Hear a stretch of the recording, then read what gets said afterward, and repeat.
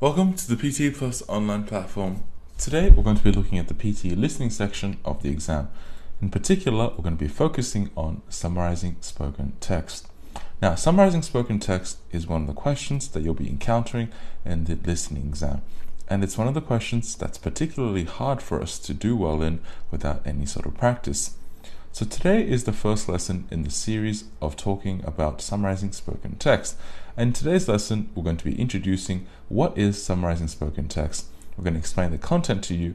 We're going to explain how the marking works, as well as just give a good introduction of what to do for this particular type of question. Then we're going to look at a practice question, and through the practice question, give you a good idea and a good feel for what summarizing spoken text is. But before we start, let's watch the official PTE website for their video regarding summarizing spoken text. Summarize spoken text. For this item type, you hear part of a lecture. I have chosen The Search for Stability as the title of my lectures. Now you can see the part in the middle is highlighted in red because it wants us to draw our attention to this. Now this is divided into three different sections. In the first section, it has playing. So this is the status bar. It's telling us whether we're waiting or whether we're playing. So you can see here that we've got 12 minutes of waiting time before each question. Now the middle is the volume bar. Obviously you want to adjust the volume where it's not too loud and it's not too soft. We want it to be easily understood by us. But we don't want you to be adjusting the volume in the middle of listening to the passage. Obviously we want you to finish adjusting the volume well before that. Probably in the mic check phase you can adjust the volume. So by now you shouldn't even be worrying about this. The bar in the bottom is quite important, and especially so for this question type, because the bar in the bottom and how fast the bar goes tells us how big the passage is. If the bar is traveling quickly, that means the passage is going to be very short, whereas if the bar moves slowly, it means that we've got a longer passage. Now, why is this important? Obviously, it's good to have a mental expectation of how much there is going to come, but it also has real practical implications in terms of our note-taking. If it's going by very quickly and we have a shorter passage, then it becomes important that we take more notes and we take notes faster and in greater detail. Obviously, we'll be discussing this later. Now, let's continue with the video. Because I want to deal specifically. You need to write a 50 to 70 word summary on what you heard. You have 10 minutes for this task. Now, this video tells us that we've got 10 minutes to finish the task, but it's important to remember that the 10 minutes includes the audio clip. So in reality, we've got around 8 minutes for the task, right?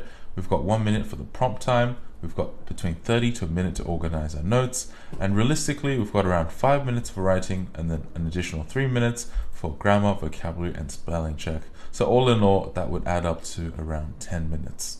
Let's finish the video. The word count at the bottom of the screen counts the number of words you write. Make sure to write a minimum of 50 words, but no more than 70. So in line with the instructions, we've got to have at least 50 words and no more than 70. So that's very specific. How can we figure that out? It's simple. We've got the word count on the bottom left, and the word count tells us how many words we've written. So it doesn't matter if we use the or speaker, it doesn't matter how long the word is, it just counts each individual word. On the top right, we've got time remaining, which here is 7 minutes, but you'll have 10 minutes when it first starts. And here you have 1 out of 1, which means that this is the first question. Another thing I want you to take note of is these boxes here. It's got cut, copy, paste. Now these can obviously help you cut and copy and paste your own sentences, so it's not really going to be that helpful. Now let's move on to talking about these pictures in depth. So once again, this is the same screen as earlier, and you can see here we've got the different sort of bars. Now it's important to remember that in the 50 to 70 words, if you go over or under the 50 to 70 words, it'll impact on your content score. And if you end up getting 0 for content, then it's not even going to look at your vocabulary or grammar or anything else like that. So it's essential we must keep within 50 to 70 words. Like I said earlier, we've got the status bar here, we've got the volume, and we've got the progress bar. And the progress bar, like I said earlier, is going to be very important in terms of note taking. And obviously, we're going to be typing here. So in looking at the different marking criteria, in terms of scoring, a lot of different things are scored in this part of the test, but it's particularly important for us to note that it contributes marks to both the listening and writing. You might be thinking to yourself right now, okay, so this falls under the listening part of the exam. So what does it have to do with writing? Now, the reason for listening and writing both being impacted, as we know, is that listening is a very key part of the test. Listening contributes a lot of scores to both the reading and writing sections. So that's why this section of the exam is very important to us. If we do poorly, not only our listening is affected, but also our writing as well. In terms of content, we are given a total of 2 marks for content. 2 is for providing a good summary of the text where all relevant aspects are mentioned, whereas 1 is provides a fair summary of the text but 1 or 2 aspects are missing. And obviously we get 0 if we omit or misrepresent the main aspect.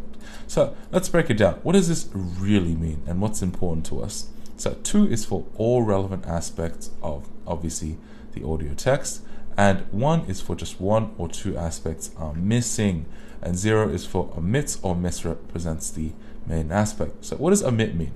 Omit means we miss out on something, whereas misrepresents means we just don't represent something correctly, so we tell some incorrect information.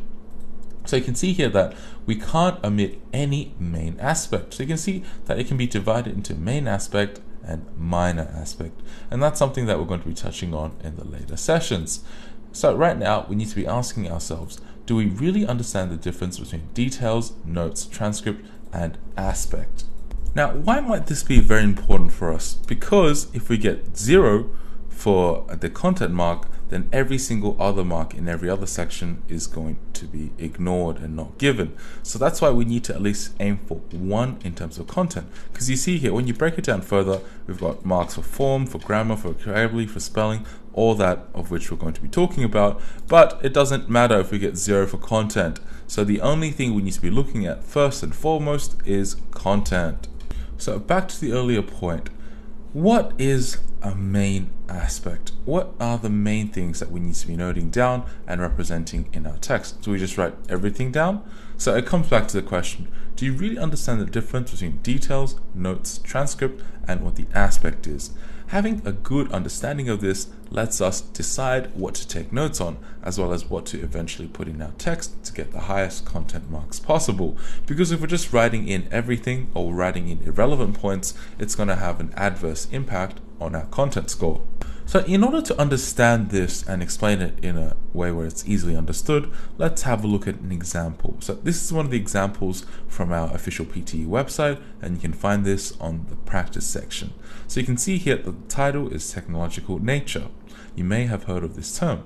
It's a term used to describe a picture of a natural scene that's been produced by a computer using graphics. So basically, it isn't a real view, say of a garden or field.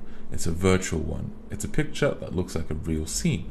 Really, what we can be doing is, while we're reading this, you may have heard of this term. It's a term used to describe a picture of a natural scene that's been produced using computer graphics. So immediately when reading this, we got to think about these questions. Who did what?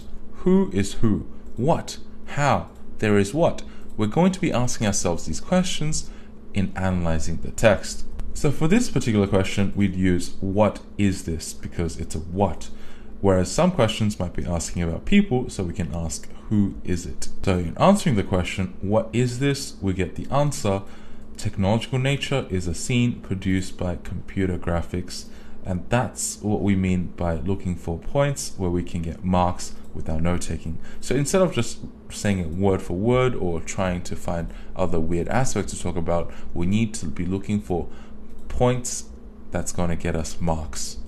So you can think about it this way. In answering these sort of questions, you're asking yourself, how good is my understanding of the paragraph, whether or not I'm able to replicate the meaning, whether or not I'm able to retell what the paragraph is about, and that's how we are able to get higher marks, and that's how the marks are ultimately determined.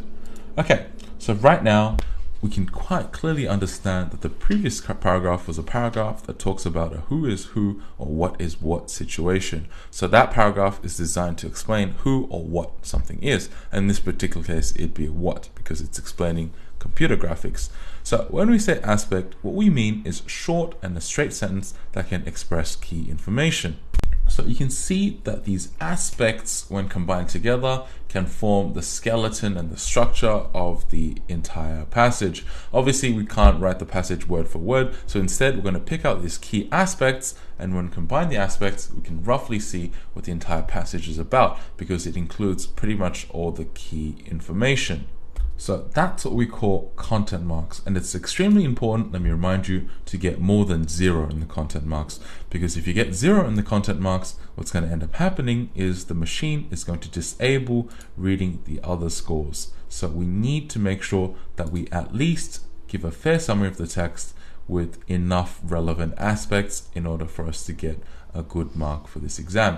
Because let me promise you this, if you get 0 for the content mark, then there's no way you're going to be getting your desired score. Okay, so now let's move on to the next aspect.